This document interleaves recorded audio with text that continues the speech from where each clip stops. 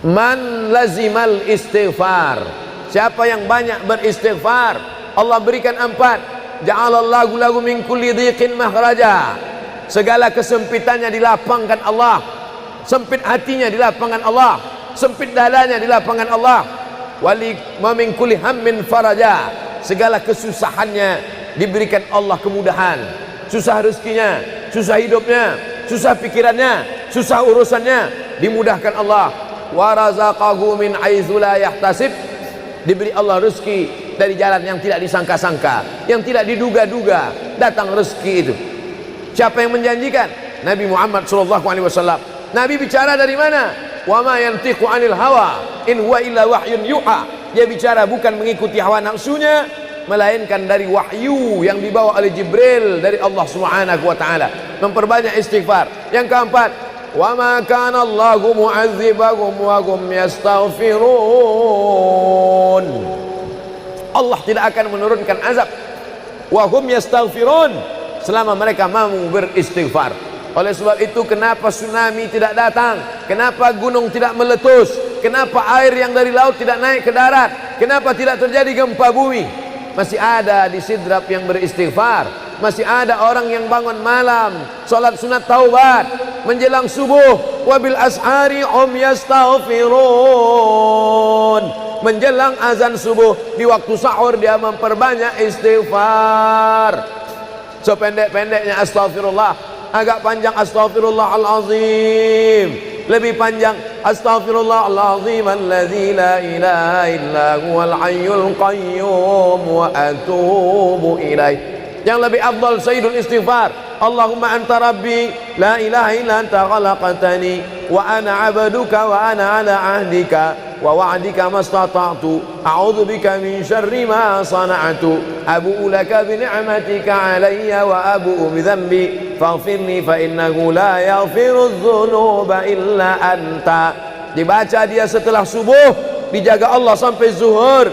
Dibaca setelah zuhur, dipelihara sampai asar. Dibaca selepas asar, dijaga sampai maghrib. Dibaca sehabis maghrib, dijaga sampai isya. Dibaca habis isya, dijaga sampai subuh. Allahumma anta rabbi la ilaha illa anta khalaqtani wa ana 'abduka, aku hambamu, wa ana 'ala ahdika, aku dalam perjanjian denganmu, wa wa'dika, aku dalam MOU denganmu, mastata'tu, sesuai kemampuanmu. Abu ulaka bi ni'matika alayya, aku datang menghadapmu dengan nikmatmu, nikmat mata, nikmat telinga, nikmat otak, nikmat hati, nikmat buah pinggang, nikmat kaki, nikmat tangan. Wa abu bi dzambi, tapi justru aku datang membawa dosa. Aku datang membawa nikmat, tapi justru aku datang membawa dosa. Dosa telinga, dosa mata, dosa lidah, dosa hati. Mestinya aku datang membawa nikmat, datang membawa pahala. Wa abu bi dzambi, tapi justru aku datang membawa dosa. Tapi aku yakin dan percaya, fa innahu la yaghfiru dzunuba illa anta, tak ada yang bisa mengampunkan segala dosa kecuali engkau. Di musim pandemi yang selama ini selesai sholat hanya 3 kali saja. Assalamualaikum warahmatullah, assalamualaikum warahmatullah, astaghfirullahaladzim, astaghfirullahaladzim, astaghfirullahaladzim. Diperbanyak istighfar. Wallahi, kata Nabi Muhammad SAW, Nabi bersumpah, wallahi demi Allah, inilah astaghfiru ila rabbi wa atubu ilaih, aku beristighfar kepada Allah, aku bertaubat kepada Allah mi'ata marrah, 100 kali sehari semalam. Jadi kita pun bisa beristighfar 100 kali sehari semalam. Kalau kita hitung jari kita ini sendinya ada 20, 1, 2, 3, 4, 5, 6, 7, 8, 9, 10, 11, 12, 13, 14, 15, 16, 17, 18, 19, 20. 20 sendi. Habis sholat kita isi 20 istighfar, habis subuh 20, habis zuhur 20, habis asar 20, habis maghrib 20, habis isya 20, ditambah doa 20, ditambah tahajud 20, ditambah witir 20, ditambah bangun tidur malam 20. Hanya sekali putaran tulang-tulang sendi. Kata Nabi, likulli sulama minkum sedekah, setiap tulang-tulang sendi ini mesti ada sedekahnya. Apa maksud sedekah tulang sendi? Sedekah orang kaya dengan uangnya, sedekah kita dengan sedekah tulang sendi. Astaghfirullahalazim, astaghfirullahalazim, astaghfirullahalazim, astaghfirullahalazim, astaghfirullahalazim. Allah menjanjikan balasan-balasan yang disampaikan oleh Nabi Muhammad sallallahu alaihi wasallam. Tapi di antara yang paling afdal di antara zikir ini semua adalah afdalul zikri la ilaha illallah. Tidak ada zikir yang paling afdal daripada la ilaha illallah. Maka kita baca la ilaha illallah, la ilaha illallah, la ilaha illallah, ditutup dengan kalimatu haqqin 'alaiha nahya, dengan itu kita hidup, wa 'alaiha namutu, dengan itu kita mati, wa bi'anu ba'su, dengan itu kita akan dibangkitkan di padang mahsyar. Hidupnya dengan la ilaha illallah, matinya dengan la ilaha illallah. Kenapa disebut hidupnya dengan la ilaha illallah? Karena waktu awal hidupnya ayahnya mengazankan ke telinganya, asyhadu an la ilaha illallah. Itulah makna alaiha nahya, dengan itu kita hidup. Kenapa disebut alaiha namutu, dengan itu kita mati? Karena matinya ditalqinkan ke telinga sebelah kanan, la ilaha illallah. Matinya pun dengan la ilaha illallah. Wa bi'anu ba'su, nanti dia dibangkitkan di padang mahsyar juga dengan kalimat la ilaha illallah. Tapi jangan lupa, orang yang hanya berkata la ilaha illallah tidak diakui Islamnya. Orang yang hanya berkata la ilaha illallah tidak diterima amalnya sebelum dia sepasang dengan Muhammadur Rasulullah. Oleh sebab itu maka solawat, apalagi hari ini hari Jumat, Sayyidul Ayyam, kata Nabi, perbanyaklah solawat pada hari Jumat. Allahumma salli ala Sayyidina Muhammad wa ala ali Sayyidina Muhammad. Allahumma salli ala Sayyidina Muhammad wa ala ali Sayyidina Muhammad. Allahumma salli ala Sayyidina Muhammad wa ala ali Sayyidina Muhammad. Khusus pada hari Jumat. Hari yang lain kita berselawat, tapi pada hari Jumat maka kita perbanyak solawat, solawat, solawat, solawat. Inna salatakum ma'rudatun alayya. Solawat kamu dari rumah kamu, dari tempat kamu bersolawat. Solawat orang sidrap dibawa ke Masjid Nabawi. Salawat orang sidrap dibawa ke makam Nabi.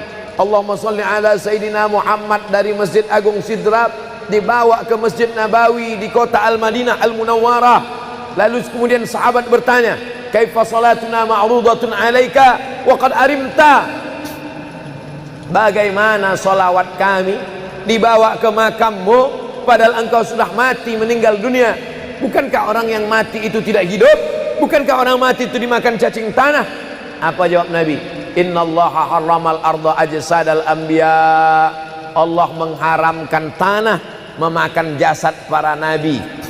Jadi sahabat Nabi itu rasional. Sahabat Nabi itu berpikir. Sahabat Nabi itu bukan hanya diam. Sahabat Nabi itu bukan hanya nerima saja. Sahabat Nabi itu bertanya, bagaimana mungkin salawat kami bisa dibawa ke makammu padahal kau sudah mati dimakan cacing tanah? Nabi menjawab, innallaha harramal arda ajsadal anbiya. Allah mengharamkan tanah memakan jasad para nabi. Hari Jumat, pagi Jumat, petang Jumat, malam Jumat, memperbanyak salawat lebih daripada hari biasanya. Allahumma salli ala Sayyidina Muhammad wa ala ali Sayyidina Muhammad. Membaca surat Al-Kahfi. Man qara'a surat Al-Kahfi yaumal jumu'ati. Siapa yang membaca surat Al-Kahfi hari Jumat, pagi Jumat, siang Jumat, sore Jumat, malam Jumat, adha'a lahu min nur. Allah berikan dia cahaya, pencerahan, terang pandangannya, terang matanya, terang pikirannya, terang hatinya. Kalau sudah gelap, kita suntuk. Makanya anak kecil tidak boleh mati lampu. Kalau ada anak kecil malam mati lampu, nafasnya bisa sesak. Kenapa sesak? Sempit dadanya. Itu maknanya kalau Allah kasih kita terang cahaya karena membaca surat Al-Kahfi hari Jumat. Tapi jangan sampai menyuruh orang baca surat Al-Kahfi, ternyata yang ceramah ini belum baca surat Al-Kahfi. Bacalah surat Al-Kahfi. Ustaz sudah baca?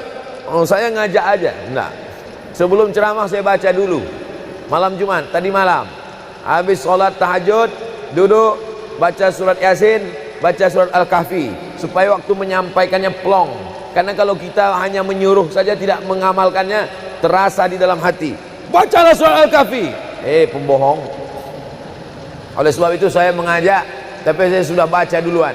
Man qara'a surat Yasin lailatal Jum'ah. Siapa yang membaca surat Yasin malam, tidak hanya malam Jumat. Man qara'a Yasin fi lailatin, tak ada disebut malam Jumat. Siapa yang baca surat Yasin pada suatu malam, malam Senin, malam Selasa, malam Rabu, malam Kamis, malam Ahad, malam Jumat, ghufira lahu, asbaha maghfuran lah. Waktu subuh dia sudah diampunkan Allah. Adapun surat Al-Kahfi tadi malam, malam Jumat, pagi Jumat, siang Jumat, sore Jumat, sampai nanti sebelum matahari tenggelam.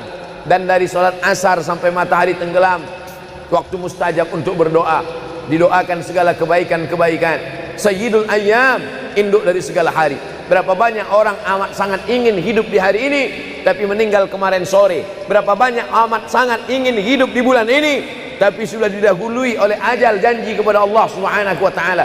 Jangan ada sedetik pun waktu yang sia-sia, yang kosong hampa, tanpa kita isi dengan amal kepada Allah Subhanahu wa taala. Man shalla alayya salatan, siapa yang bersolawat satu kali, sallallahu alaihi biha asyra, Allah balas 10 kebaikan. Huttan anhu asyara sayiat, ditutupi 10 kesalahan. Wa rufi'at lahu asyara darajat, dinaikkan 10 darajat tingkatan kemuliaan. Satu kali salawat 10 dosa diampunkan, 10 kebaikan pahala dituliskan, 10 derajat kemuliaan diangkat, dinaikkan di hadapan Allah Subhanahu wa taala. Oleh sebab itu maka hari ini kita perbanyak solawat, pertemuan solawat, berjumpa dengan orang bersolawat. Dan kita memang melakukan tradisi-tradisi itu. Ketika ada orang mau menikah bersolawat, anaknya akikah bersolawat, acara walimah bersolawat, khotib khutbah Jumat kalau tidak bersolawat batal Jumatnya. Orang yang sedang sholat kalau dia tidak bersolawat, menurut mazhab Syafi'i batal sholatnya. Orang yang berdoa kalau tidak bersolawat, doanya tergantung tidak dikabulkan Allah. Majlis kita kalau tidak ada selawat, maka majlis itu berubah menjadi majlis antanajifah, majlis mangkai, majlis busuk, majlis berbau. Oleh sebab itu tidak ada cara lain menolak ini semua adalah dengan cara bersolawat, solawat dan solawat. Itu poin yang ketiga. Poin yang keempat, di antara menjauhkan kita dari bala ini, tolak bala ini adalah shadaqatus sirri tadfa'u mitatas su'. Sodakoh menolak bala, mati su'ul khotimah. Makanya dulu kita ada istilah sodakoh tolak bala, sodakoh menolak musibah, sodakoh menolak bencana, sodakoh menolak wabah. Oleh sebab itu maka yang selama ini biasa bersedekah kepada anak yatim, biasanya menyambut Ramadan, jangan lagi tunggu bulan Ramadan, datangi rumah anak yatim, makan mereka, sembako beras mereka, masukkan ke dalam karung 10 kilo, gula sekilo, minyak sekilo, susu saset, ikan sarden, masukkan, berikan. Ini dengan niat menolak segala musibah, segala bencana, segala wabah. Orang-orang yang mati itu kalau dia ditanya Allah Subhanahu wa taala, hai mayit, hai orang yang mati, seandainya ku kasih kau hidup lagi, mau apa tidak? Mereka amat sangat ingin hidup. Apa kata mereka? Kami ingin hidup. Laula akhartani ila ajalin qarib, kasihlah kami hidup ya Allah qarib, sebentar, sekejap, semenit, sedetik saja. Kalau aku kasih kau hidup, kau mau apa? Kata Allah. Mereka menjawab, dalam Al-Quran diceritakan, laula akhartani ila ajalin qarib, kalau kau kasih aku hidup walaupun sedetik saja, fa as-saddaqa, aku mau bersedekah ya Allah. Kenapa orang mati itu tidak berkata, kasih aku hidup sedetik saja, aku mau haji dan umrah? Tidak ada. Kasih aku sedetik saja, aku mau pergi berjihad? Tidak. Kasih aku sedetik saja, aku mau sholat sepanjang malam? Tidak. Mereka mengatakan, fa'as-saddaqa, aku mau bersedekah. Mengapa orang mati itu kalau dihidupkan mau bersedekah?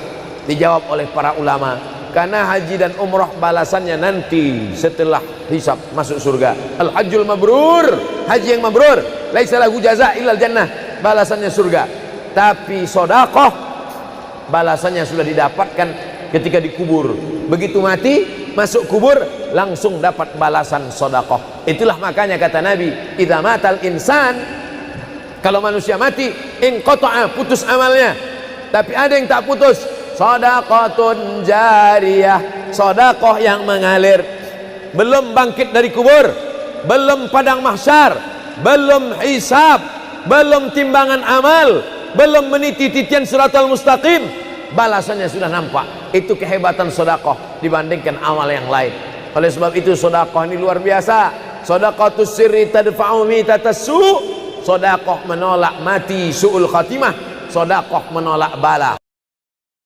Man lazimal istighfar, siapa yang banyak beristighfar, Allah berikan 4. Ja'alallahu lahu min kulli dhiqin makhraja, segala kesempitannya dilapangkan Allah, sempit hatinya dilapangkan Allah, sempit dadanya dilapangkan Allah. Wali wa min kulli hammin faraja, segala kesusahannya diberikan Allah kemudahan, susah rezekinya, susah hidupnya, susah pikirannya, susah urusannya dimudahkan Allah. Wa razaqahu min haitsu la yahtasib, diberi Allah rezeki dari jalan yang tidak disangka-sangka, yang tidak diduga-duga datang rezeki itu. Siapa yang menjanjikan? Nabi Muhammad SAW.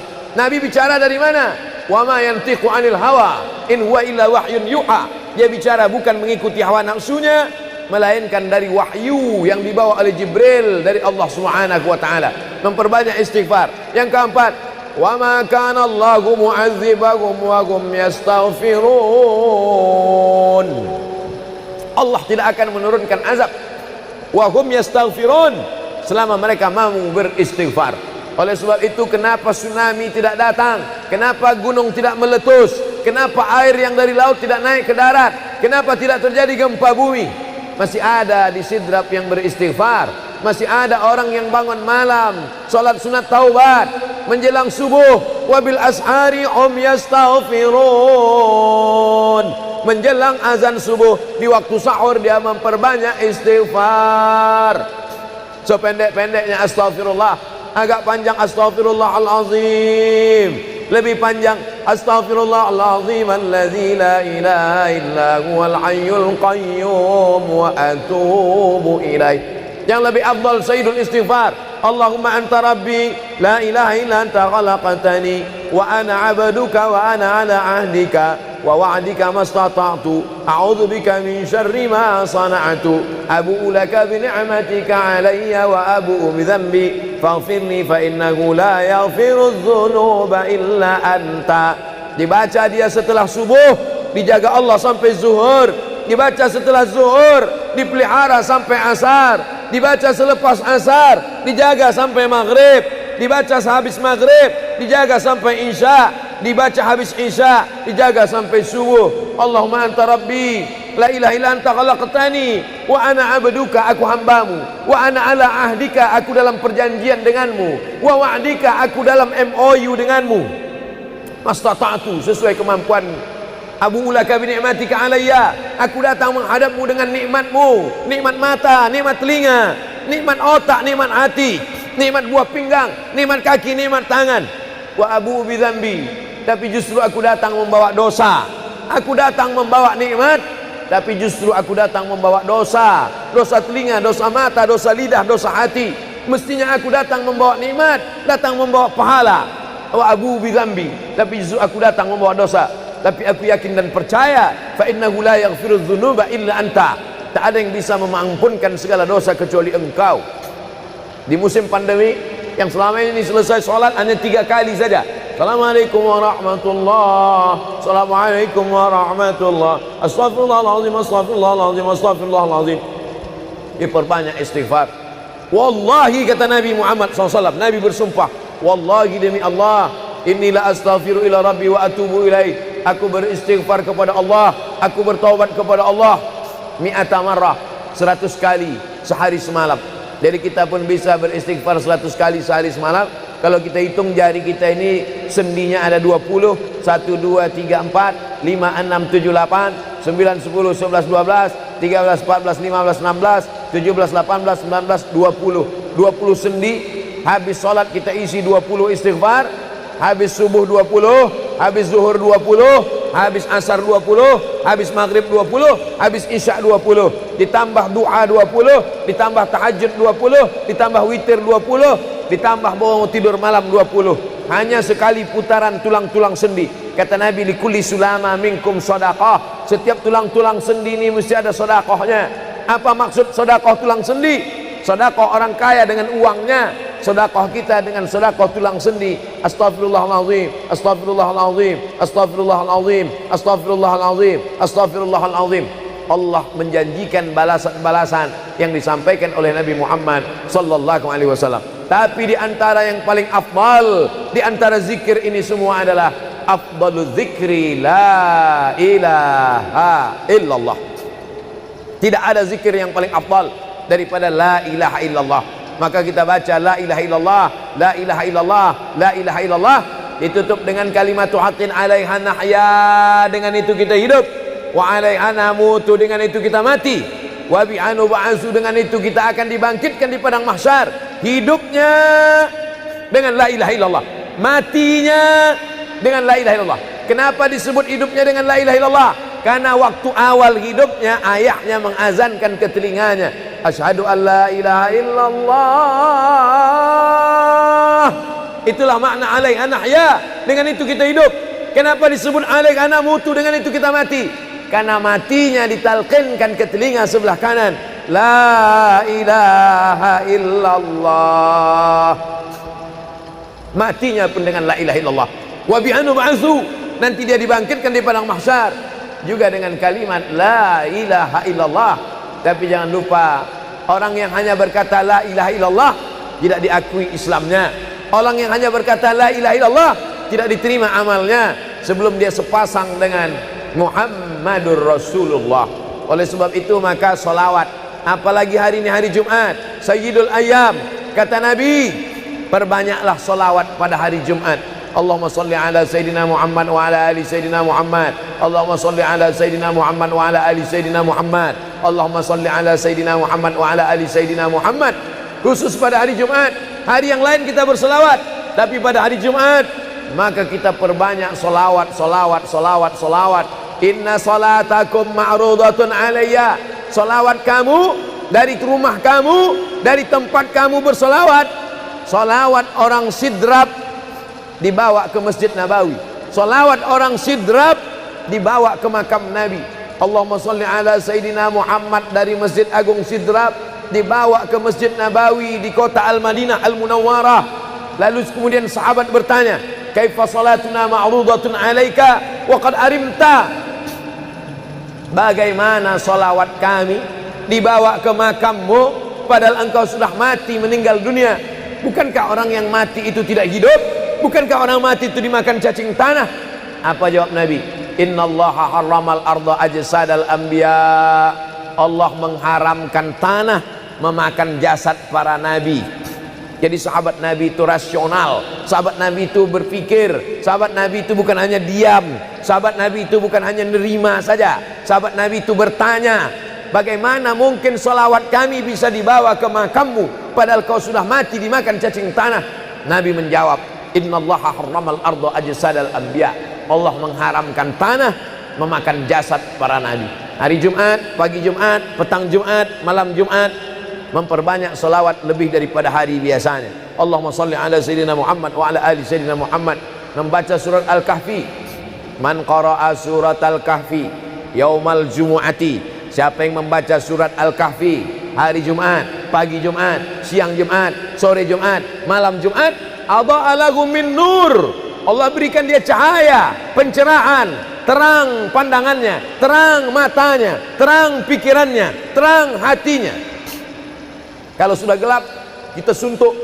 Makanya anak kecil tidak boleh mati lampu. Kalau ada anak kecil malam mati lampu, nafasnya bisa sesak. Kenapa sesak? Sempit dadanya. Itu maknanya kalau Allah kasih kita terang cahaya karena membaca surat Al-Kahfi hari Jumat. Tapi jangan sampai menyuruh orang baca surat Al-Kahfi, ternyata yang ceramah ini belum baca surat Al-Kahfi. Bacalah surat Al-Kahfi. Ustaz sudah baca?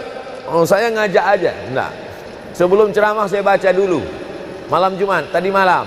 Habis sholat tahajud, duduk, baca surat Yasin, baca surat Al-Kahfi. Supaya waktu menyampaikannya plong. Karena kalau kita hanya menyuruh saja tidak mengamalkannya, terasa di dalam hati. Bacalah surat Al-Kahfi. Pembohong. Oleh sebab itu saya mengajak, tapi saya sudah baca duluan.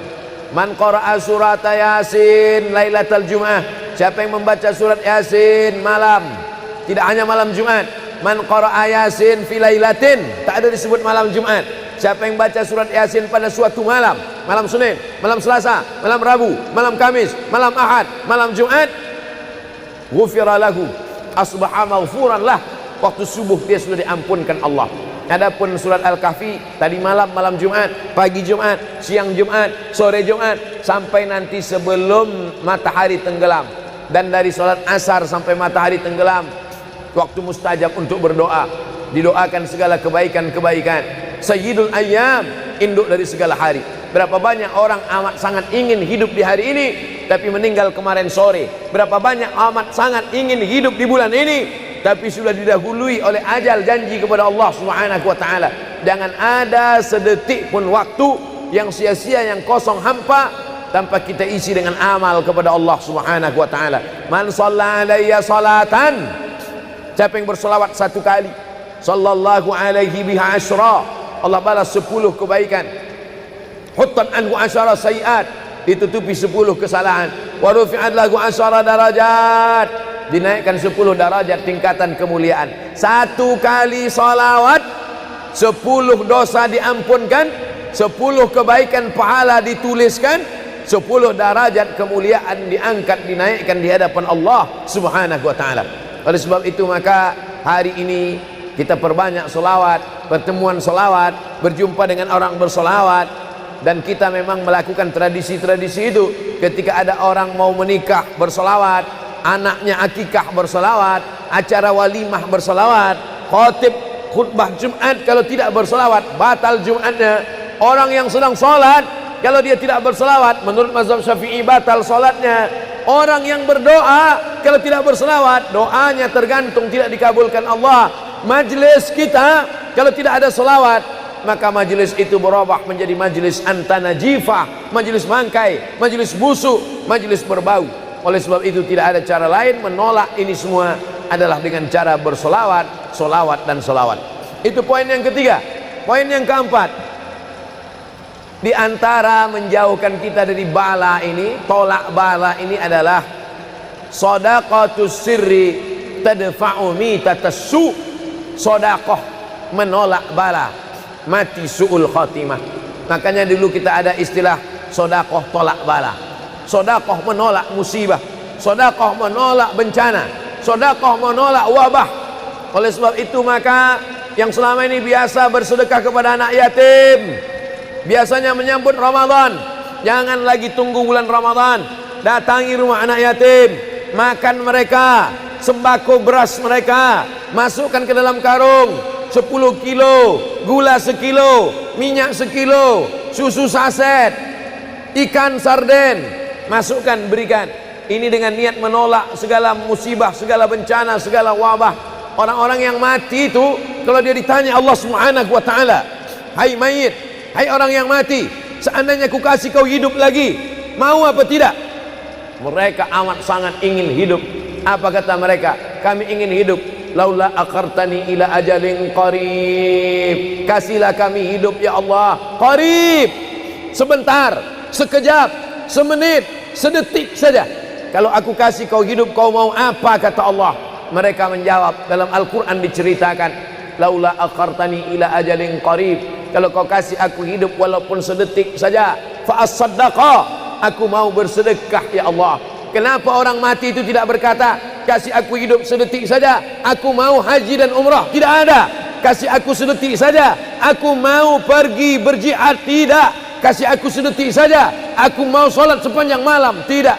Mereka mengatakan, fa'as-saddaqa, aku mau bersedekah. Mengapa orang mati itu kalau dihidupkan mau bersedekah? Dijawab oleh para ulama, karena haji dan umrah balasannya nanti setelah hisab masuk surga. Al-hajjul mabrur, haji yang mabrur, laisa lahu jaza illal jannah, balasannya surga. Tapi sedekah balasannya sudah didapatkan ketika dikubur. Begitu mati masuk kubur langsung dapat balasan sedekah. Itulah makanya kata Nabi, idza matal insan, kalau manusia mati, inqata'a, putus amalnya. Tapi ada yang tak putus, shadaqatun jariyah, sedekah yang mengalir. Belum bangkit dari kubur, belum padang mahsyar, belum hisab, belum timbangan amal, belum meniti titian siratal mustaqim, balasannya sudah nampak. Itu kehebatan sedekah dibandingkan amal yang lain. Oleh sebab itu sedekah ini luar biasa. Shadaqatus sirri tadfa'u mitatas su', sedekah menolak mati su'ul khatimah, sedekah menolak bala. Alhamdulillah, Allahumma salli ala Sayyidina Muhammad wa ala ali Sayyidina Muhammad. Kullu amrin zibalin, semua amal yang baik, walam yubda' bihamdillah, kalau tidak diawali dengan alhamdulillah, pujian kepada Allah, fahuwa aqta', maka amal itu putus. Makna putus, putus sampai di dunia saja, tak boleh dibawa sebagai bekal menghadap Allah. Maka kita ingin amal kita malam ini tidak putus, maka kita awali dengan alhamdulillahi rabbil alamin. Setiap majelis kalau tidak disebut namanya, maka majelis itu antanajifah, majelis yang busuk, majelis bau, majelis bangkai. Maka kita sebut namanya, Allahumma salli ala Sayyidina Muhammad wa ala ali Sayyidina Muhammad. Laisa minna, bukan golongan kami, kata Nabi SAW. Man lam yarham saghirana, sesiapa yang tidak sayang kepada budak anak kecil, walam ya'rif syarafa kabirina, tidak hormat kepada orang tua, maka dia tidak diperakui sebagai umat Nabi Muhammad SAW. Semua anak-anak muda-muda, belia-belia yang saya sayangi, para alim ulama, tuan-tuan guru, datuk-datuk, datin-datin, semua yang berhadir ini insyaallah dimuliakan Allah Subhanahu wa taala. Amin ya rabbal alamin. Tajuk kita malam ini 8 keutamaan orang yang bersedekah menurut Al-Qur'an dan sunnah Nabi Muhammad sallallahu alaihi wasallam. Keutamaan yang pertama, kalau orang mati itu ditanya, apakah kamu mau hidup lagi? Maka orang mati itu menjawab, tapi belum ada orang yang mati hidup lagi. Macam mana kita boleh tahu dia menjawab? Sebab diceritakan Allah dalam Al-Quran. Apa kata mereka? A'udzubillahi minasyaitonirrajim.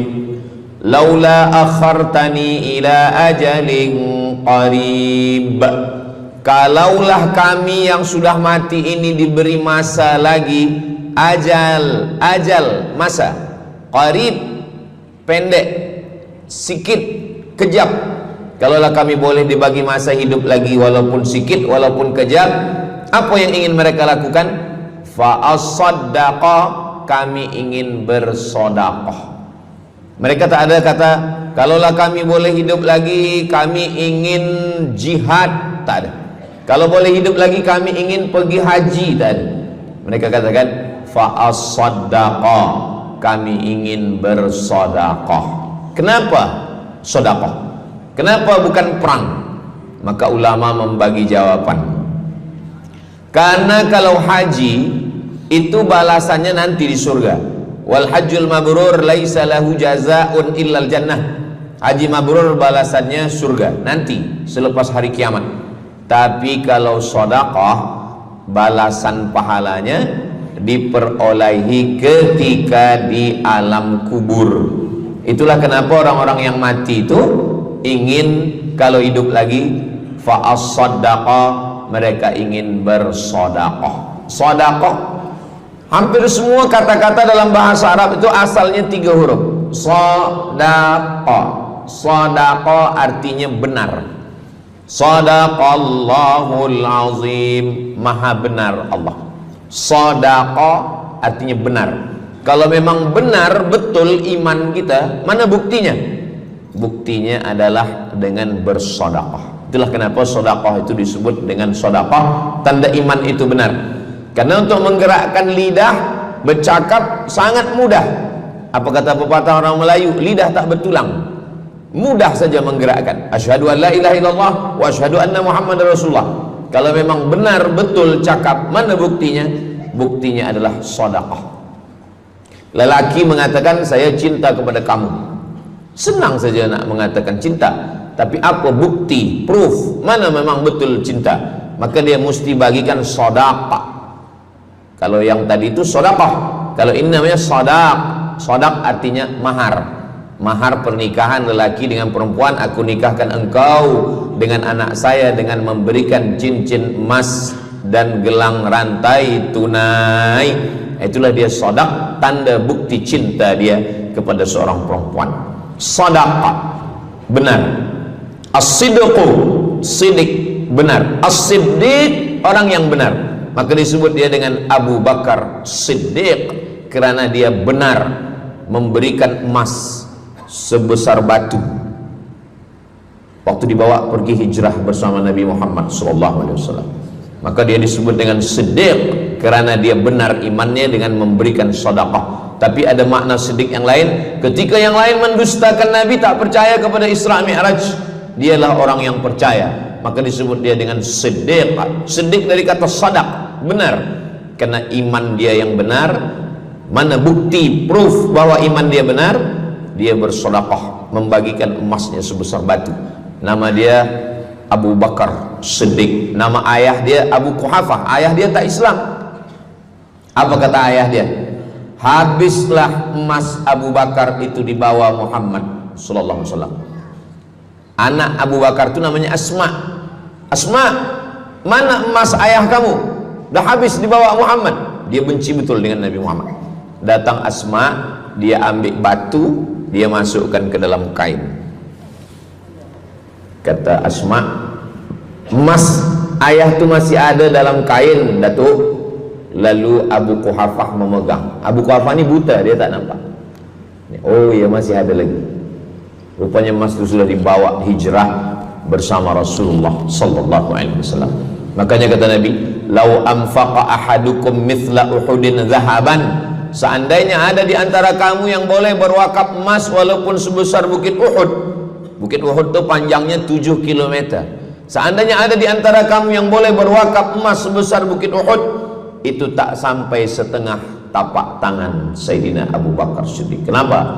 Sebab kalau sekarang ada orang bersedekah banyak, memanglah sekarang sudah aman.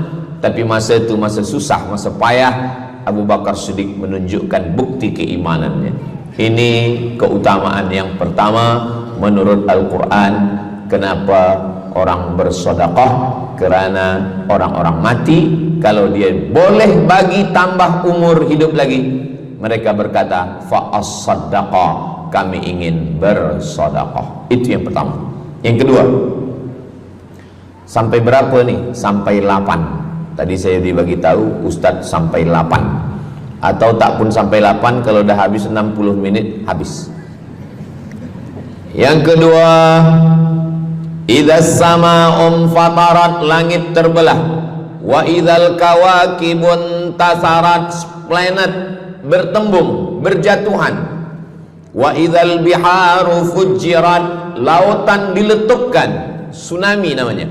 Wa idzal qubur bu'athirat, semua yang dikubur dibangkitkan. Selepas itu kita pun bangkit dari kubur. Innama amruhu idza arada syai'an ayyaqula lahu kun fayakun.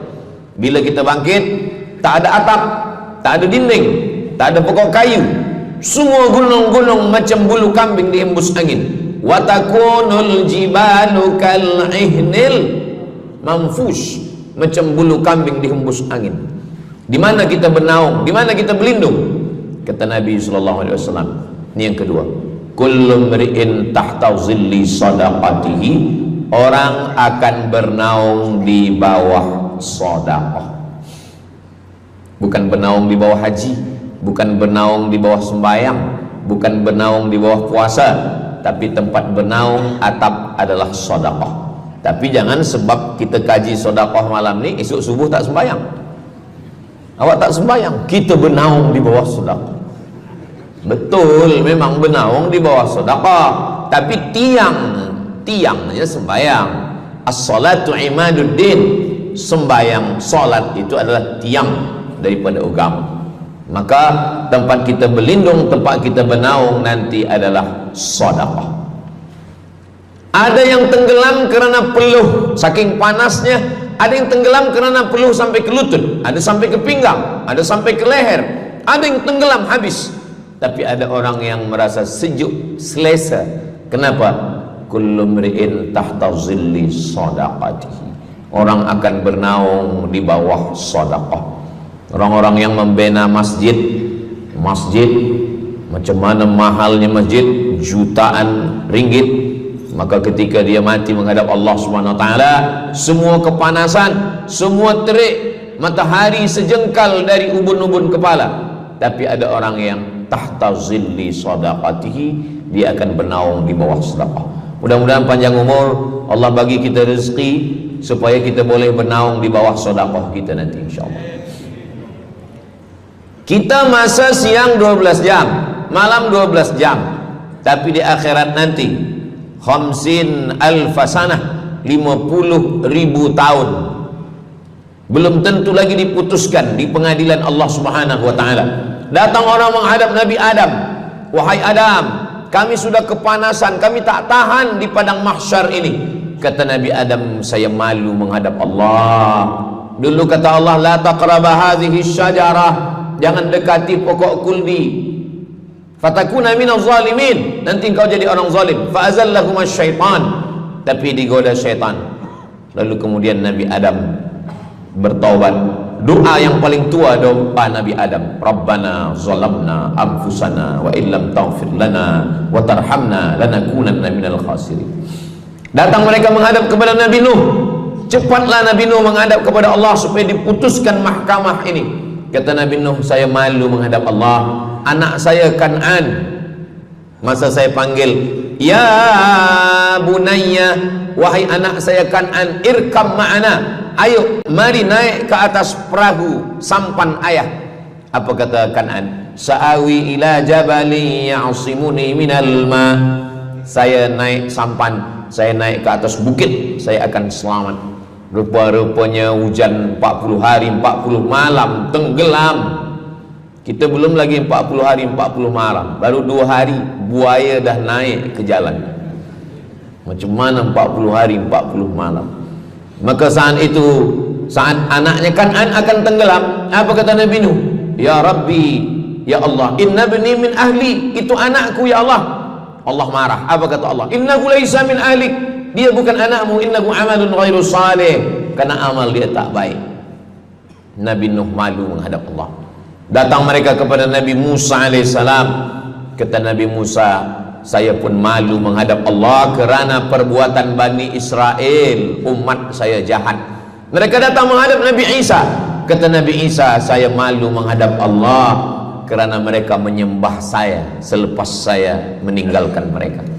Pada akhirnya mereka datang menghadap Sayyidina wa Maulana wa Syafi'ina Muhammad sallallahu alaihi wasallam. Hanya Nabi Muhammad lah yang berani menghadap Allah. Sebab apa? Sebab dia umatnya.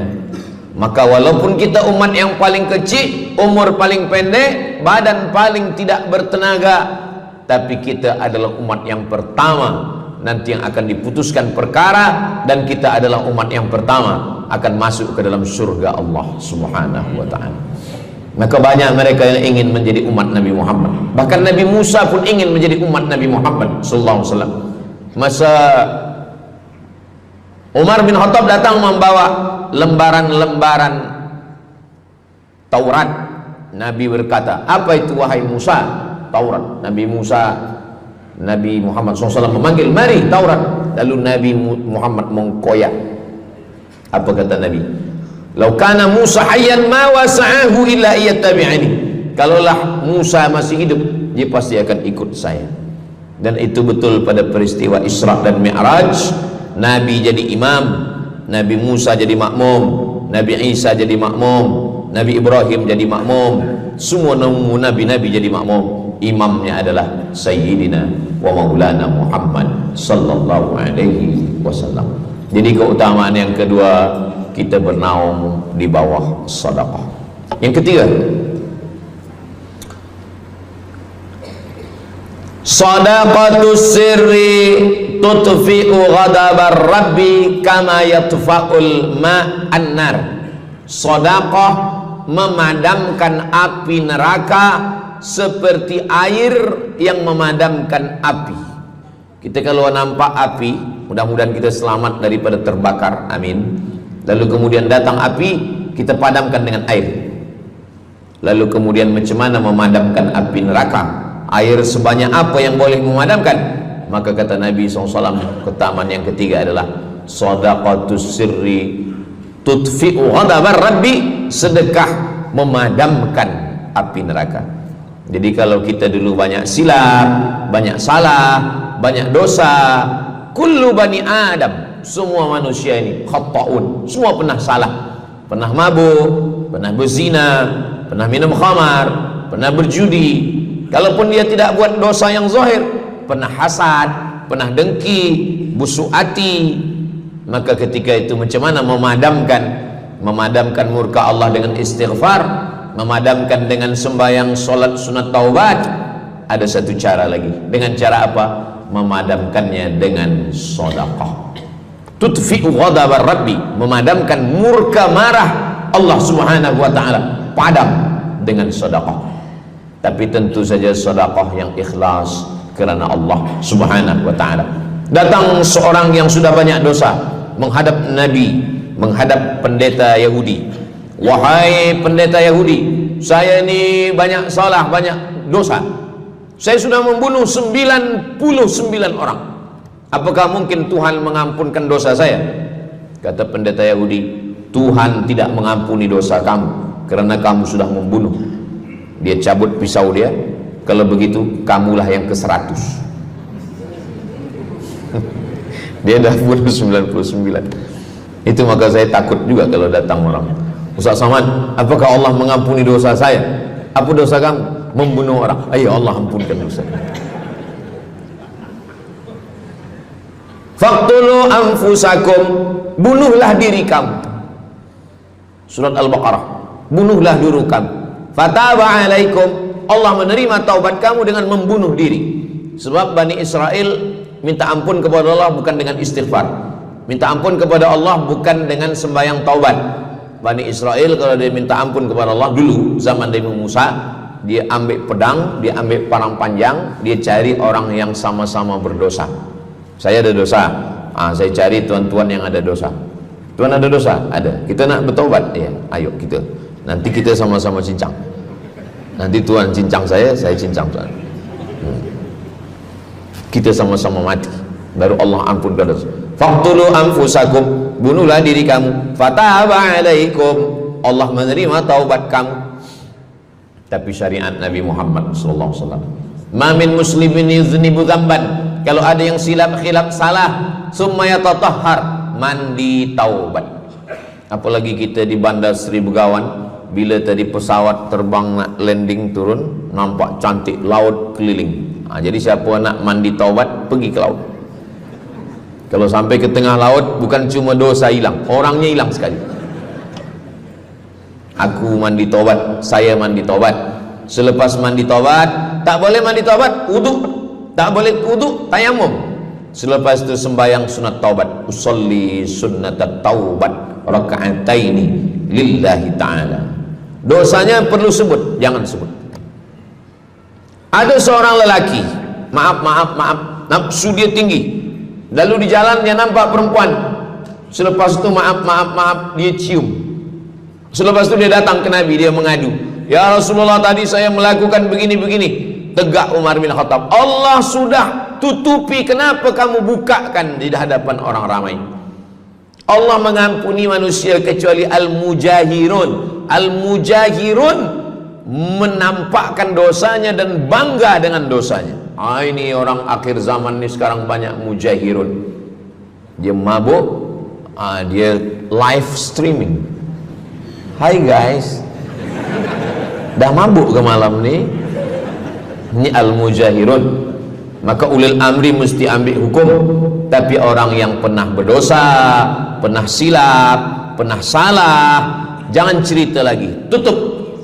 Suami-suami kalau bertobat kepada Allah, mengadu kepada Allah, cukup. Jangan cerita ke istri.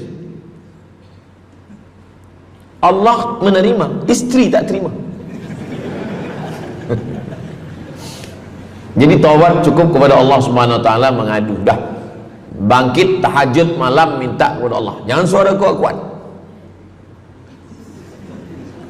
Cukup. Sebab tidak semua kejujuran boleh diterima orang lain. Tak semua perempuan boleh menerima kejujuran. Sakit hati dia. Allah Subhanahu wa taala Maha Pengampun. Selepas itu kemudian wa asbi'is sayyi'atal hasanata, dosa-dosa silap khilaf masa lalu bagaimana menutupinya? Hasanata, perbuatan baik. sembahyang baik, sholat baik, tapi ada yang paling baik. Apa dia? Shadaqatus sirri, memperbanyak sedekah, sedekah, sedekah, memadamkan murka Allah seperti api dipadamkan oleh air. Marah itu adalah kobaran dari api neraka. Bila kita sedang marah, itu adalah api neraka lahab. Lahab itu artinya berkobar. Lahab pakai ba, lahab. Sebab saya pernah juga lalu di satu jalan, ada rumah makan, restoran Abu Lahab, pakai P, lahab, mungkin lahab, makan lahab. Allah Subhanahu wa taala memadamkan murkanya. Inna rahmati sabaqat ghadabi, rahmatku lebih cepat daripada murkaku. Memang Allah marah, tapi ketika dia berbagi kepada orang lain, dia tutupi dosanya di masa yang lalu. Syarat taubat 3. Yang pertama, an-nadamu fil qalbi, menyesal dalam hati. Yang kedua, al-iqraru bil lisani, nyatakan dengan lisan, astaghfirullahalazim. Yang ketiga, al-itmaru alla ya'uda ilaihi abadan, tekad saya tidak akan buat lagi sampai mati. Namanya taubat nasuha. Nasuha, 3 huruf. Nasoha artinya menyaring madu. Datang orang memanjat pokok kayu, dia ambil parang panjang, dia potong sarang lebah jatuh ke bawah, disaring dengan kain tipis, lalu kemudian tersangkut di atas kain. Lilinnya tersangkut, lebahnya tersangkut, anak lebah tersangkut, rantingnya tersangkut, dahannya tersangkut, maka keluarlah madu. Itu bahasa Arabnya namanya nasuha. Apa makna nasuha? Menyaring dosa-dosa sehingga yang tinggal hanya amal soleh, yang sampah-sampah tersangkut. Sekarang susah nak minum madu yang asli, banyak palsu. Macam mana Ustaz, saya ni suka spesial minum madu, apa tanda madu ni asli? Bawa pulang ke rumah, kalau istri marah itu asli.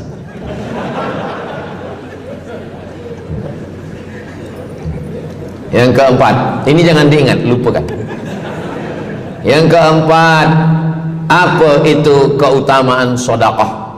Kata Nabi sallallahu alaihi wasallam, as-sadaqatu, sedekah itu tadfa'u mitatassu, menolak mati su'ul khatimah. Tak ada guna amal elok baik kalau mati dalam keadaan su'ul khatimah. Kita selalu berdoa, Allahumma khtim lana bihusnil khatimah. Maka cara untuk menolak mati su'ul khatimah ini adalah dengan cara sedekah. Banyak orang mati husnul khatimah, bukan ulama, meninggal di dalam Masjidil Haram sedang pakai ihram, selepas tawaf di belakang makam Ibrahim ketika sedang sujud terakhir. Itulah mati yang paling indah. Dalam wudhu sedang sembahyang, di sujud terakhir dalam tanah haram, dalam Masjidil Haram, di belakang makam Ibrahim. Meninggal, dibawa jenazah balik. Orang datang bertanya kepada ibunya, dia masih pemuda belia, apakah dia ulama? Dia bukan ulama. Kenapa dia mulia betul? Apakah dia pernah perang ke Palestina? Tidak. 2-3 hari selepas itu datang satu perempuan membawa budak kecil. Kamu siapa? Kami adalah orang yang tiap bulan dapat kiriman beras, minyak dan makanan dari pemuda ini. Saya maaf, seorang janda, ini anak-anak saya, dan dia selalu bagikan uang dia untuk makan kami.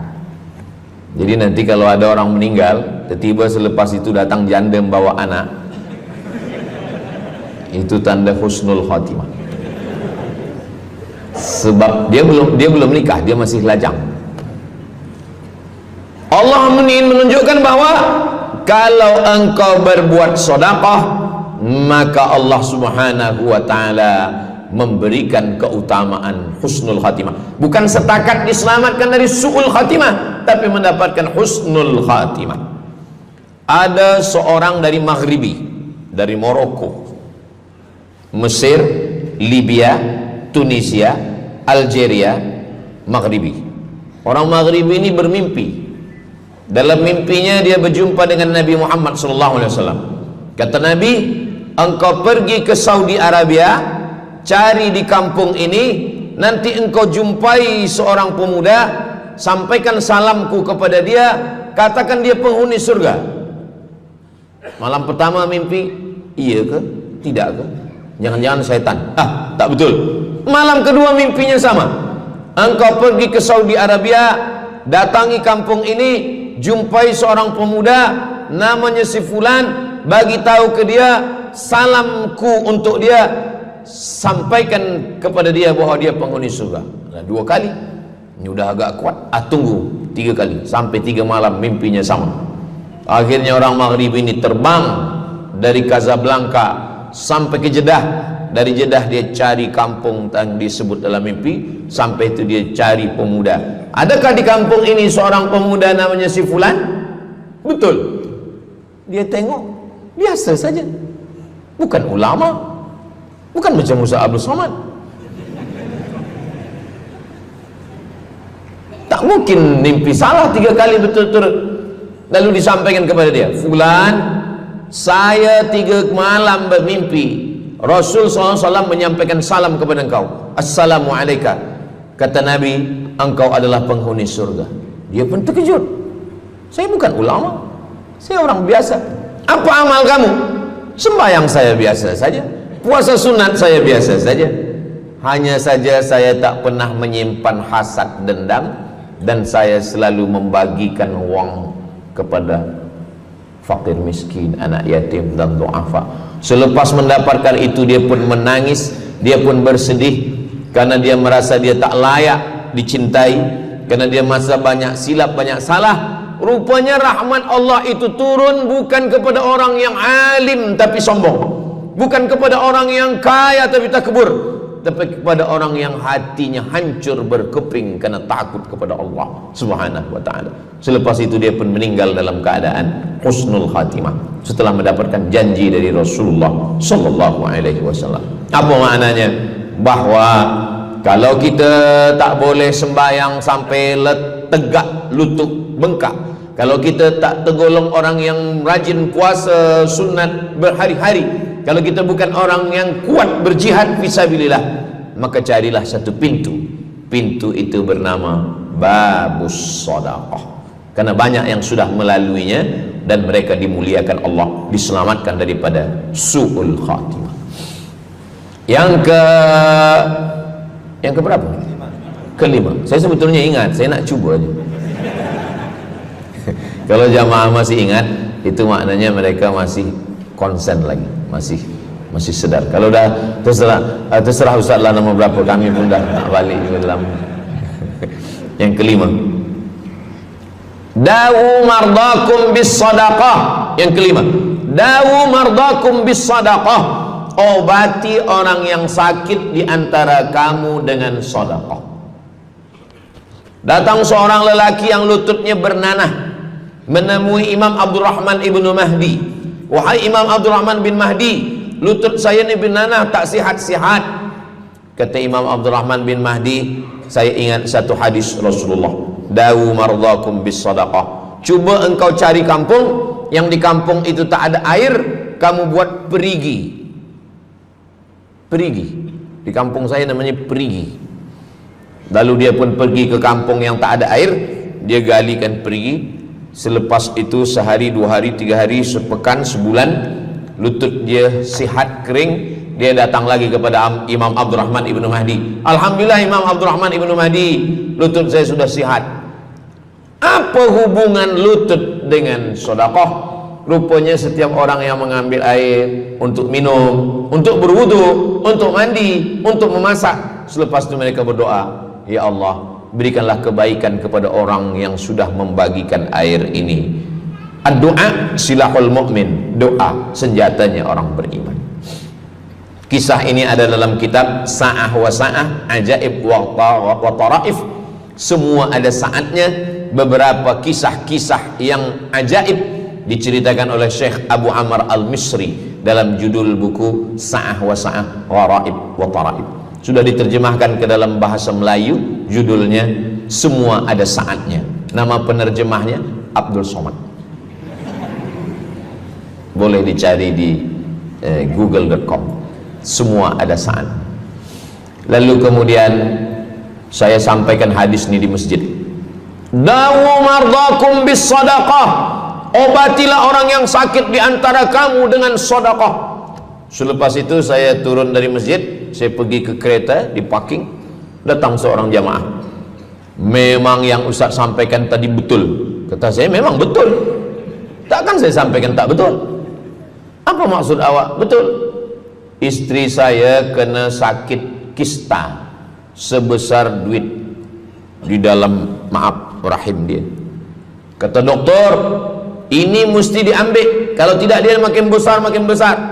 Tapi kalau diambil, dicabut, operate, nanti akan, maaf cakap, tercabut rahim sekali. Dan kalau rahim tercabut, maka nanti tidak boleh mengandung. Mendengar itu istrinya menangis, suaminya tersenyum. Yang senyum budak kecil pula. Lalu kemudian rupanya istri dia tahu tentang hadis Nabi, dawu mardakum bis sadaqah. Obatilah orang yang sakit dengan bersedekah. Maka dia pun bersedekah, bersedekah, bersedekah, bersedekah. Selepas itu mereka pergi lagi medical check up ke hospital. Sampai di hospital dicek USG, rupanya kista itu makin kecil, kecil, kecil, kecil dan hilang. Doktor tu pula bertanya balik, awak makan apa? Saya makan nasi, kata dia. Minum apa? Minum teh tarik. Saya amalkan hadis Nabi Muhammad SAW, dawu mardakum bis sadaqah. Kata doktor, awak tak perlu operate dan ini tidak perlu dibelah, dan rahim awak masih boleh mengandung. Istrinya tersenyum, lakinya pula menangis. Begitulah Allah Subhanahu wa taala. Syekh Abu Amr Al-Misri bercerita tentang seorang perempuan di Saudi Arabia. Dia pergi ke Amerika. Kata doktor di Amerika, kamu sudah balik ke rumah, makan kenyang, tidur lelap. Nanti kalau puan-tuan pergi hospital, lalu dokter bercakap, balik ke rumah, makan kenyang, tidur lelap, itu maknanya malaikat maut dah dekat, tak ada obat. Maka dia pun balik ke Saudi Arabia, dia ambil harta dia, dia sedekah, dia sedekah, dia sedekah, dia sisa dia bagikan baki sikit untuk ahli waris. Selepas itu last kali dia pergi lagi ke Amerika, last medical check up. Apa kata doktor di Amerika? Kami sudah cek, kamu sihat wal afiat. Banyak sekali orang-orang yang diberikan Allah Subhanahu wa taala keutamaan dengan sedekah, mukjizat bahwa Nabi SAW sudah meninggal dunia, tapi mukjizatnya masih ada sampai akhir zaman ini. Di antaranya adalah dawu mardakum bis sadaqah, obatilah orang yang sakit di antara kamu dengan bersedekah. Yang ketujuh, yatsba'ul mayyita salasun, yang mengiringi mayat orang mati ke liang lahat ada tiga. Yang pertama mal, bahasa Arabnya mal, orang kita menyebut mall, harta. Yang mengiringi manusia ke liang lahat, yang pertama maluhu, harta. Yang kedua ahluhu, istri, anak, menantu, kawan, jiran, sahabat. Yarji'usnani, yang dua ni balik ke rumah, anak balik, istri balik, kereta balik, semua balik. Wa yabqa wahidun, yang kekal hanya satu. Apa dia? Yang kekal hanya satu, itulah dia sedekatuhu. Sedekahlah yang kekal. Itulah kenapa orang-orang meninggal dunia. Kita di atas dunia ini, kata Nabi, baina sittin wa sab'in. Kita hidup di atas dunia ini antara sittin, 60, sab'in, 70. 60, 70, 60, 70. Kalau umur 30, ada berjumpa jamaah umur 30 yang dia soal, dah berbini ke? Nabi ni belum. Oh. Awak dah menikah? Belum. Apa belum nikah lagi? Kejap lagi Ramadan. Takkan jaga subuh? Macam mana nak sembahyang? Macam mana nak sahur? 30. Bila 40, soalan sudah berubah. Saya ni diabetes, saya ni kolesterol, saya ni. Bila masuk 50, dah mula tanya, saya ni rabun, tak nampak lagi. Bini pun kadang tak nampak. Bini orang nampak. Bila 60, mendengar tazkirah Ustaz Somad, kunci satu, jangan tersinggung. Ada beberapa jamaah tersinggung, balik meninggal. Bukan kerana tersinggung, memang ajal dah sampai. Jadi Ustaz umur berapa? Saya lahir 18 hari bulan Mei 1977. Umur rasa 27. Umur ini bukan masalah angka, tapi masalah rasa. Semua yang hadir uban, semua yang hadir banyak uban, semua yang hadir malam ini muda. Mana muda lagi Ustaz? Kami dah tua. Ini bukan orang tua, ini orang tua yang terjebak di tubuh pemuda. Ini semua pemuda-pemuda. Siapapun yang sembahyang ke masjid, siapapun yang berjamaah, maka dia muda. Siapapun yang tidur di rumah tak sembahyang, dia sudah tua. Lautan kan kuseberangi, gunung kan kudaki, masjid kulalui. Ini orang tua semua. Jadi tua dan muda itu bukan masalah usia, bukan masalah umur, tapi masalah perasaan kita. Saya kalau ditanya orang, umur Ustaz berapa? Qamariyah apa Syamsiah? Muharram Safar apa Januari Februari? Jadi masalah umur ini insyaallah kita semua dibagi Allah kesihatan. Amin ya rabbal alamin. Yang sakit-sakit diangkat Allah penyakitnya. Amin. Jadi kata Nabi sallallahu alaihi wasallam, semuanya tinggal, wa yabqa wahidun, yang tinggal hanya satu, wa amaluhu, di antara amal adalah sedekah. Itu yang ketujuh.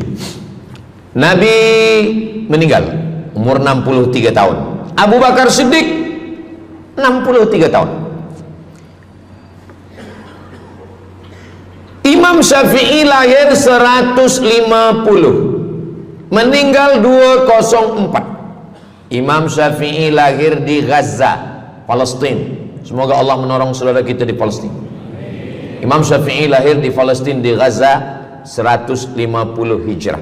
Meninggal di Fustat, Kahirah, Mesir 204. Imam Syafi'i umurnya hanya 54 tahun. 50, muda. Tapi Imam Syafi'i berada di alam barzah 204, sekarang sudah 1447, 1447 tahun. Apa maknanya? Berarti Imam Syafi'i di alam kubur sudah 1200 tahun. Soalan, lebih lama di atas tanah atau di dalam tanah? Lebih lama di alam barzah. Di alam rahim 9 bulan 10 hari. Di alam dunia 63 tahun kalau sampai. Di alam kubur menunggu hari kiamat. Imam Syafi'i sudah 1200 tahun. Tapi setiap detik, setiap menit, setiap jam, dari maghribi sampai ke Nusantara, semua orang menyebut nama Syafi'i, Syafi'i, Syafi'i, Syafi'i. Setiap kampung ada nama orang Syafi'i, setiap kawasan ada nama orang Syafi'i. Begitulah mulianya Imam Syafi'i. Kita, seandainya kita mati, berapa lama lagi kita di alam barzah? Dulu ada yang mengatakan kiamat 2012, rupanya tak jadi. Kan ada filmnya, kiamat 2012, Steven Spielberg. Tak jadi. Yas'alunaka 'anis sa'ati ayyana mursaha. Mereka bertanya kepadamu tentang hari kiamat. Qul, katakan, la ya'lamuha illa, yang tahu hanya Allah Subhanahu wa ta'ala. Pikirkan, kalau kita mati, apa yang akan mengalir? Rumah kita dijual anak kita, dibagi-bagi kepada ahli waris. Kereta kita dijual semuanya. Tapi orang yang membina masjid di Brunei Darussalam, masjid dah cantik-cantik, besar-besar, elok-elok. Tadi kami cerita tentang Muslim yang ada di Kamboja, yang ada di Vietnam, yang ada di Myanmar, kesusahan, kepayahan, yang ada di Palestin. Itu kalau kita tolong, mengalir sampai hari kiamat. Kita fikirkan apa yang akan mengalir selepas kita mati menghadap Allah Subhanahu wa ta'ala. Di antara yang pasti mengalir, anak belum tentu. Waktu kita hidup dia soleh, selepas kita mati dia stres. Na'udzubillah. Mudah-mudahan anak-anak kita semua anak-anak yang soleh-soleh. Tapi yang pasti adalah sedekah. Maka kita siapkan sedekah menolong agama Allah Subhanahu wa ta'ala. Yang ke-8, kata Nabi sallallahu alaihi wasallam, idza matal insan, hadisnya ada dalam Sahih Muslim. Idza matal insan, ada orang yang membaca hadis ini idza mata ibnu Adam. Idza mata ibnu Adam itu terjemah, bukan bunyi teks. Bunyi teksnya idza matal insan, kalau manusia mati, inqata'a, putus. Tapi banyak yang salah faham tentang hadis nih. Kamu malam ni tak ada buat kenduri orang mati, tak ada baca doa, tak ada baca yasin, tak ada baca tahlil.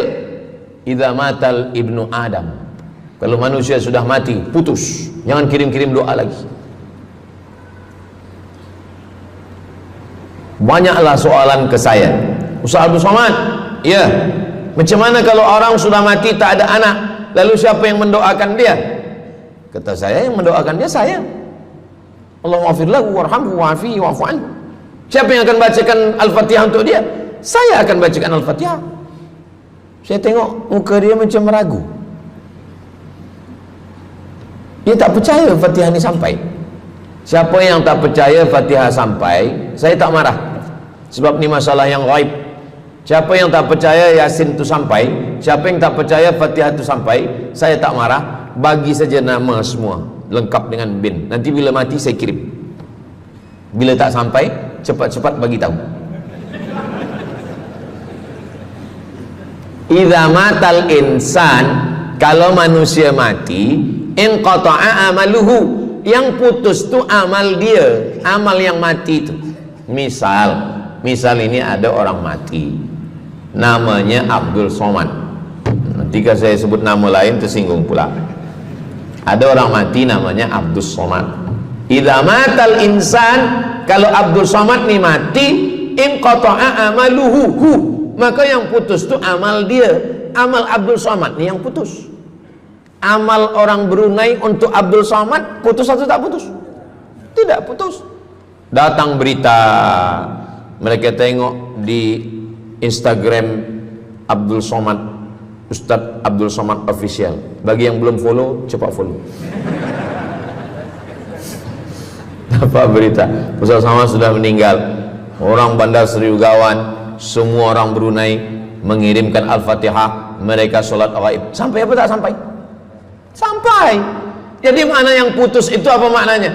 Amal dia putus, amal orang mati nih putus, amal orang hidup kepada yang mati tak putus. Saya bilang sekali lagi, yang putus itu amal orang mati. Amal orang mati putus. Apa maksud amal orang mati putus? Kepada muslimin muslimat, sila datang ke masjid yang akan membagi tazkirah almarhum Abdul Somad. Itu mana putus, mana boleh tazkirah lagi. Orang mati itu amalnya putus, tapi amal orang hidup untuk orang mati tidak putus.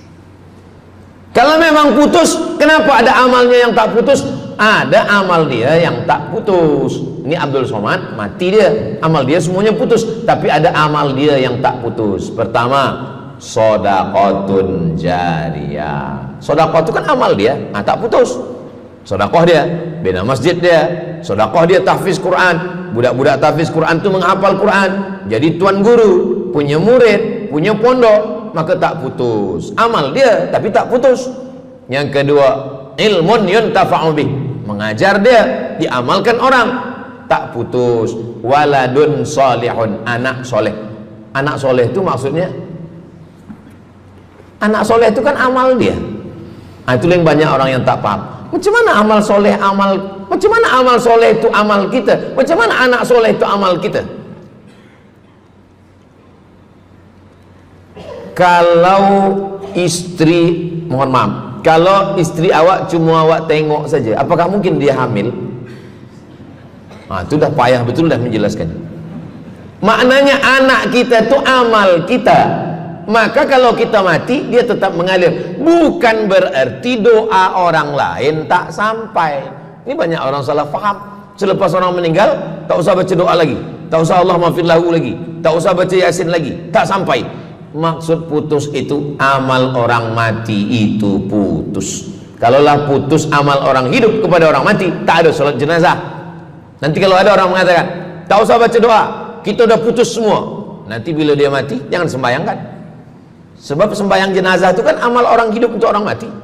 Allahu Akbar, Allahumma alhamd, Allahu Akbar, Al-Fatihah, Allahu Akbar, salawat, Allahu Akbar, Allahumma maghfir lahu warhamhu wa'afihi wa'fu anhu, Allahu Akbar, Allahumma la tahrimna ajrahu wa la taftina ba'dahu wa waghfir lana wa lahu wa li ikhwanina alladhina sabaquna bil iman wa la taj'al fi qulubina ghillan lil ladzina amanu rabbana innaka ra'ufur rahim. Empat itu sampai, Al-Fatihah sampai, doa sampai, Al-Fatihah sampai, solawat sampai, doa takbir 3 sampai, doa takbir 4 pun sampai. Itu maknanya amal orang hidup sampai, tapi amal orang mati putus. Apakah orang mati itu tetap beramal? Orang mati tetap beramal, tapi katanya putus. Yang putus itu amal wajib. Sholat wajib, tak wajib lagi. Puasa wajib, tak wajib lagi. Adapun amal yang tak wajib, makanya kalau ada suami yang tak mau amal wajib, suruhlah dia mati. Mana dalil ustadz bahwa orang mati tetap beramal? Waktu Nabi Muhammad SAW Isra Mi'raj, Nabi Isra Mi'raj, Nabi tengok Nabi Musa sholat di dalam kuburnya, padahal Nabi Musa sudah meninggal. Itu menunjukkan orang meninggal pun beribadah, tapi ibadah dia tidak wajib lagi. Waktu sampai di Masjidil Aqsa, Nabi Ibrahim sholat, Nabi Musa sholat, Nabi-Nabi sholat, padahal mereka sudah meninggal dunia. Itu menunjukkan bahwa orang mati beribadah, tapi ibadahnya tidak wajib. Yang kita wajib ini hanya dari akil baligh sampai kita mati. Siapa yang wajib sembahyang? Akil baligh. Siapa yang wajib puasa? Akil baligh. Siapa yang wajib haji? Akil baligh mampu. Ada orang akil, ada orang baligh tapi tak akil. Umur 15 tahun, 20 tahun, 30 tahun, baligh, umurnya sampai, tapi tak akil, tak ada akal. Rufi'al qalam, kertas, pena. Pena dia terangkat, tak mencatat. Ada 3 orang yang penanya tak mencatat.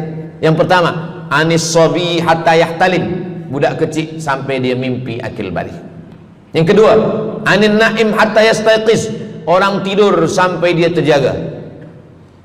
Yang pertama, budak kecil sampai akil balik. Maka kalau nak nakal waktu kecil itulah. Menyesal saya Ustaz, waktu kecil dulu baik-baik. Yang kedua, anin naim hatta yastayqiz, orang tidur sampai dia jaga tidur. Makanya kalau nak buat dosa waktu tidur. Ada seorang suami tidur, selepas itu dia terjaga, dia katakan ke istri dia, Adinda, buah hati belayan jiwa, siang dan malam terbayang-bayang, makan tak kenyang, tidur tak lelap.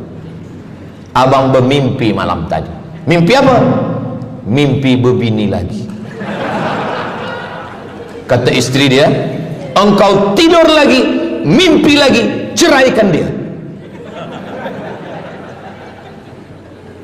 Macam mana nak tidur lagi? Begitulah. Tapi perempuan ini tak ada di Brunei, di kampung saya. Sini baik-baik. Orang tidur dia tidak boleh dihukum, sebab mimpi kita tak boleh buat-buat. Anil naim hatta yastayqis, orang tidur sampai dia jaga tidur. Anil majnun hatta yafiq, orang gila sampai sehat. Orang gila tak diambil hukum, tak wajib sembahyang, tak wajib puasa. Itu maka kadang isteri kalau ada lelaki tak sembahyang, abang ni gila ke? Kata, aku tergila-gila dengan kamu sayang. Jadi siapa yang wajib? Macam mana dengan orang yang pikun, hilang ingatan? Hilang ingatan bila dari mula zuhur azan sampai waktu asar habis, ingatan dia hilang, maka dia tak wajib sembahyang. Tapi bila dia ingat sekejap, dia wajib lagi. Itu pula masalahnya Ustaz. Laki saya ni hilang ingatan waktu sembahyang je. Lepas tu ingat balik berakal. Kata orang kalau sudah tua kita mengalami namanya demensia. Manusia demensia, amnesia. Amnesia tak ingat apa-apa, semua lupa. Tu maka kita bila nak pergi ke mana-mana guna helmet, sebab bila kepala ni terantuk lupa. Ada kawan saya, dia hafaz Quran 30 juz, ceramah tazkirah ke mana-mana, bawa kereta jatuh. Kata dia banyak ayat-ayat yang hilang, maka aku kalau sembahyang ayat pendek-pendek. Kata saya, bang, di kampung saya dulu kalau ada radio yang dah tua yang rosak, itu biasa kita pukul mau elok balik. Cuba antukkan sekali lagi, kata saya. Kata dia, aku takut kalau aku antukkan Fatihah ni pula hilang. Maka Islam ini datang menjaga 5. Pertama, menjaga akal. Tak boleh minum khamar, tak boleh guna khamar, narkotik. Menjaga diri, tak boleh bunuh diri. Menjaga kehormatan, tak boleh menghina orang. Menjaga agama, tak boleh membawa aliran sesat, ateis, tak percaya, kekafiran. Menjaga harta, tak boleh ada mencuri, tak boleh ada dusta, tak boleh ada akad bohong, tak boleh ada tipu, tak boleh ada gharar, tak boleh ada zulm, tak boleh ada ghish. Man ghasyana falaysa minna, siapa yang menipu kami maka dia bukan golongan kami. Jadi berdasarkan 8 keutamaan ini, kalau ingat 8-8-nya alhamdulillah. Tak ingat 8, ingat 7, ingat 6, ingat 5, ingat 4, ingat 3, ingat 2, ingat 1. Satu pun tak ingat, innalillah. Tapi insyaAllah kita boleh ingat semua. Sebab apa? Sebab tazkirah malam ini direkodkan. Nanti boleh ditonton ulang di channel Ustaz Abdul Somad Official. Jangan lupa subscribe, like, share, and comment. Jamaah yang dimuliakan Allah Subhanahu Wa Taala, tadi saya mula pukul 8.15, sekarang sudah pukul 8.10. Jadi saya di mana-mana tazkirah memanglah 60 menit, 600 ml. Tapi rupanya botolnya kecil je. Jadi sebenarnya setengah jam pun cukup. Jadi dari 8 tadi itu semua membagi kita semangat. Kalau ada orang yang mengatakan Islam ini agama yang menyuruh kita tak usahlah berniaga, tak usahlah bertanam kelapa sawit, tak usahlah bertanam kelapa, tak usahlah buka ikan, tak usahlah bertani. Sesungguhnya Islam ini agama yang menyuruh kita berusaha. Masuk masjid, Allahumma aftah li abwaaba rahmatik. Keluar masjid, Allahumma inni as'aluka min fadlik. Kenapa keluar masjid minta rezeki? Sebab peniaga, pedagang, bisnismen dapat duit. Duitnya bukan untuk dunia, duitnya untuk akhirat. Jadi kalau ada orang mengatakan kereta tak dibawa mati, siapa kata kereta tak dibawa mati? Kereta boleh dibawa mati. Kereta yang macam mana? Kereta wakaf. Ada kereta 10, wakafkan untuk tahfiz Quran. Masa mak saya meninggal, berpesan dia, nanti kalau aku mati, tolong kuburkan aku di samping makam ayahku. Dari tempat saya, rumah saya ke kampung mak saya jauh, 10 jam naik kereta. Hospital tak nak bagi kereta ambulan. Maka selepas itu saya azam dalam diri saya, nanti kalau ada duit, kita buatkan kereta wakaf ambulan. Siapapun saja yang sakit meninggal, free, Alhamdulillah kami ada yayasan tabung wakaf umat namanya, 2 kereta ambulans sekarang. Siapapun yang sakit free. Naik kereta ni free, syaratnya 2, sakit mati. Alhamdulillah, sesiapa saja datang boleh. Jadi saya rasa sakit hati, dalam hati saya itu saya mesti azamkan, tekadkan ini. Begitu juga dengan tahfiz, guru-guru, cikgu-cikgu, pelajar-pelajar, buatkan kereta. Begitu juga dengan rumah. Apa kata orang? Untuk apa bina rumah elok-elok, rumah besar? Rumah tak dibawa mati. Rumah boleh dibawa mati. Rumah yang mana? Rumah tahfiz Quran. Assalamualaikum. Waalaikumsalam. Ustaz Abdul Somad, betul, saya ada rumah Ustaz, 9 bilik, 2 aras, parking lapang. Rumah siapa? Tak tahu. Ini rumah siapa Tuan? Tuan Haji. Rumah saya. Tuan Haji di mana sekarang? Saya di Surabaya, Ustaz Abdul Somad.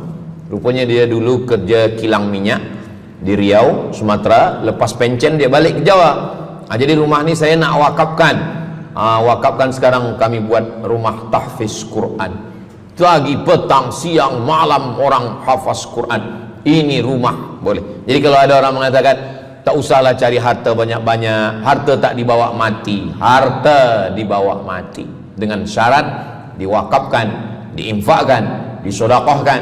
Yang paling tinggi zakat wajib. Di bawah zakat wakaf. Wakaf mesti ada 4. Orang yang berwakaf, orang yang menerima wakaf, harta yang diwakafkan, ada ijab dan qabul. Di bawah wakaf infak. Di bawah infak baru sedekah. Kenapa infak lebih tinggi daripada sedekah? Sebab infak adalah harta, sedangkan sedekah tak harta pun sedekah. Senyum itu sedekah. Makanya yang kalau ada box di depan masjid, box di tepi jalan, itu yang tepat ditulis box infak, jangan box sedekah. Sebab kalau box sedekah nanti orang senyum aja. Tabassumika fi wajhi akhika sedekah. Senyummu ke wajah saudaramu adalah sedekah. Tolong untuk dibaca Ustaz.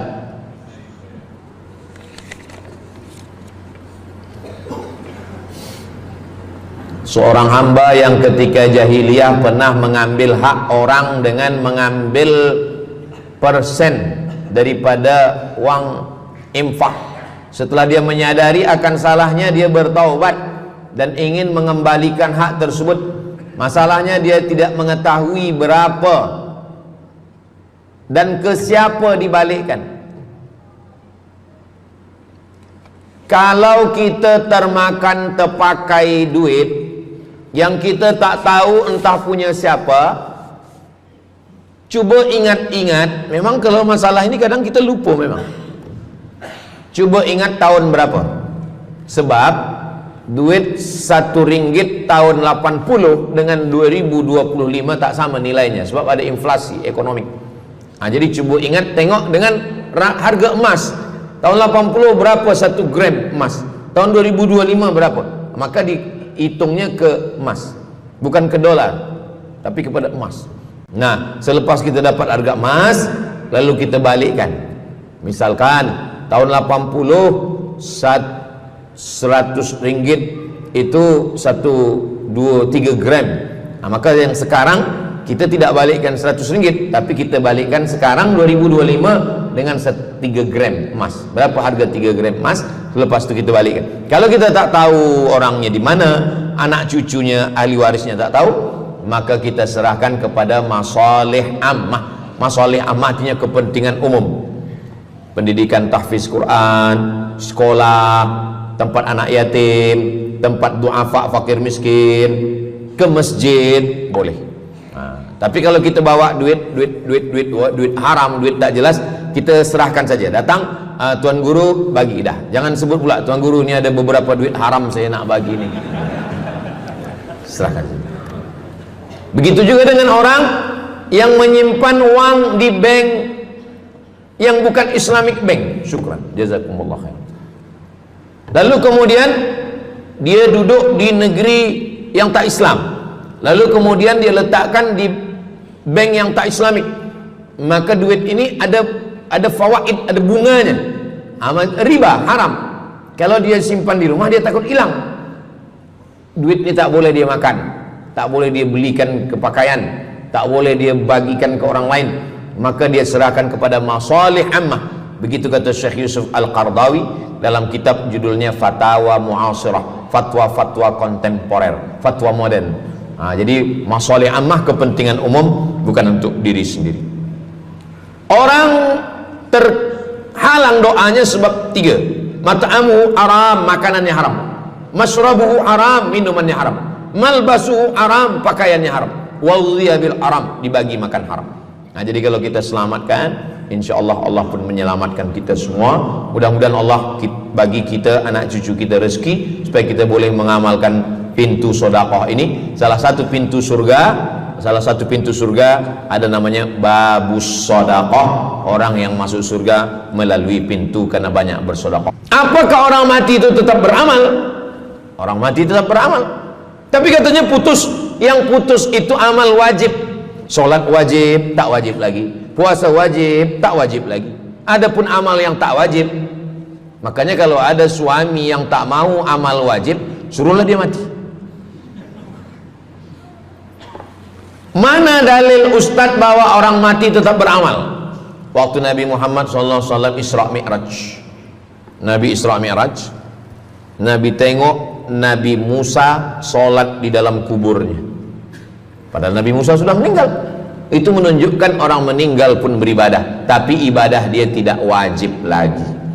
Waktu sampai di Masjidil Aqsa, Nabi Ibrahim sholat, Nabi Musa sholat, Nabi-Nabi sholat, padahal mereka sudah meninggal dunia. Itu menunjukkan bahwa orang mati beribadah, tapi ibadahnya tidak wajib. Yang kita wajib ini hanya dari akil baligh sampai kita mati. Siapa yang wajib sembahyang? Akil baligh. Siapa yang wajib puasa? Akil baligh. Siapa yang wajib haji? Akil baligh mampu. Ada orang akil, ada orang baligh tapi tak akil. Umur 15 tahun, 20 tahun, 30 tahun, baligh umurnya sampai, tapi tak akil, tak ada akal. Yang pertama dihitung rufi'al qalam, kertas, pena. Pena dia terangkat, tak mencatat. Ada 3 orang yang penanya tak mencatat.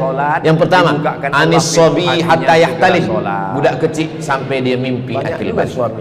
Yang kedua, anin naim hatta yastayqiz, orang tidur sampai dia terjaga. Yang pertama, budak kecil sampai akil balik. Maka kalau nak nakal waktu kecil itu, menyesal saya Ustaz, waktu kecil dulu baik-baik. Semoga yang kedua, anin naim hatta yastayqiz, orang tidur sampai dia jaga tidur. Makanya kalau nak buat dosa waktu tidur. Ada seorang suami, semoga yang tidur, membangun masjid ini, selepas itu dia terjaga, dia katakan ke istri dia, sampai hari kiamat, Adinda, buah hati belayan jiwa, siang dan malam terbayang-bayang, makan tak kenyang, tidur tak lelap. Abang bermimpi malam tadi. Mimpi apa? Mimpi berbinilah. Diberikan balasan yang sama. Kata istri dia, engkau tidur lagi, mimpi lagi, ceraikan dia. Banallah mislahu baitan fil jannah. Macam mana nak tidur? Allah untuknya satu tempat. Begitulah. Tapi perempuan ini tak ada di Brunei, di kampung. Doakan supaya Ustaz Abdul Somad sebelum meninggal, orang tidur dia tidak boleh dihukum, sebab mimpi kita tak boleh buat-buat. Juga sebelum meninggal sempat bangun. Anil naim hatta yastayqiz, orang tidur sampai dia jaga tidur. Anil majnun hatta yafiq, orang gila sampai sehat. Orang gila tak diambil hukum, tak wajib sembahyang, tak wajib puasa. Itu maka kadang istri kalau ada lelaki tak sembahyang, abang ni gila ke? Kata, aku tu gila-gila dengan kamu sayang. Siang malam mobil-mobil akan jadi diparkir. Siapa yang wajib? Macam mana dengan orang yang pikun, hilang ingatan? Kenapa mampir? Hilang ingatan bila dari mula zuhur azan sampai waktu asar habis, ingatan dia hilang, maka dia tak wajib sembahyang. Tapi bila dia ingat sekejap, dia wajib lagi. Tanah dapat pahala.